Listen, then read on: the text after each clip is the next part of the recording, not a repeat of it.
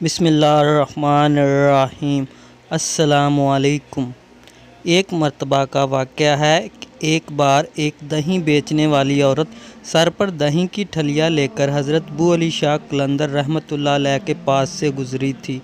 हज़रत बू अली शाह कलंदर रहमतुल्लाह अलैह ने उसे रोककर दरियाफ़त किया, दही बेचूगी? औरत ने ठहरकर जवाब दिया, बेचने के लिए ही तो बोझ उठाया हुआ है। औरत ने कहा, मियाँ जी दही कीमती है, तुम इसे ख़रीद भी पाओगे?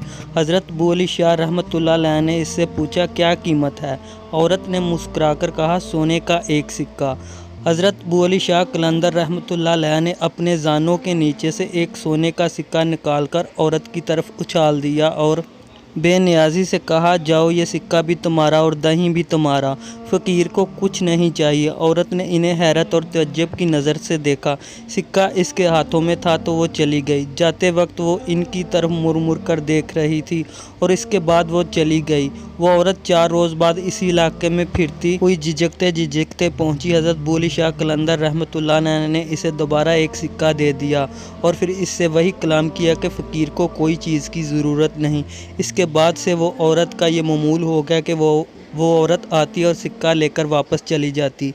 एक दिन वो औरत घर पहुंचकर अपने शोहर से इनकी तारीफ़ करती जा रही थी। वो औरत बे औलाद भी थी, तो एक दिन इनकी तारीफ़ भी कर रही तो इसके शोहर ने इससे कहा, तो इतनी मियाँ जी की तारीफ़ करती है और सिक्का भी लेकर आती है, तो उनसे एक बेटा भी मांग ले, वो अल्लाह के बहुत ही नेक बंदे मालूम होते हैं।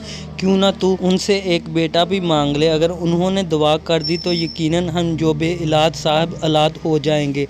दूसरे रोज़ औरत ने हज़रत बू अली शाह कलंदर रहमतुल्लाह अलैह के पास पहुंचकर बेटी की तमन्ना ज़ाहिर की और इस सिलसिले में इनसे दुआ की दरख्वास्त की। हज़रत बू अली शाह कलंदर रहमतुल्लाह अलैह ने इससे कहा, जाओ अपने मोहल्ले में ऐलान करा दो कि जिसके यहाँ औलाद नहीं होती वो यहाँ आए, हम इनके लिए दुआ करेंगे, अल्लाह ताला इन्हें नेक और सालेह औलाद अता फरमाए। औरत वापस चली गई। इसने गाँव में जाकर ऐलान भी करवा दिया। तीसरे रोज़ औरत सभी औरतों को लेकर हज़रत बू अली शाह कलंदर रहमतुल्लाह अलैह के पास पहुंची। हज़रत बू अली शाह कलंदर रहमतुल्लाह अलैह ने पान की एक गिलोरी के टुकड़े किए और एक एक टुकड़ा तमाम औरतों को खिला दिया।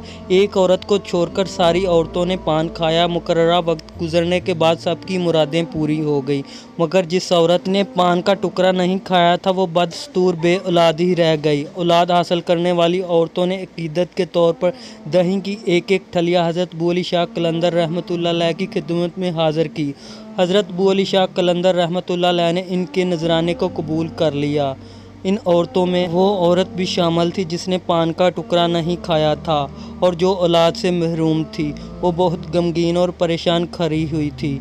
हज़रत बू अली शाह कलंदर रहमतुल्लाह अलैह ने इससे पूछा, तुम गमगीन क्यों हो?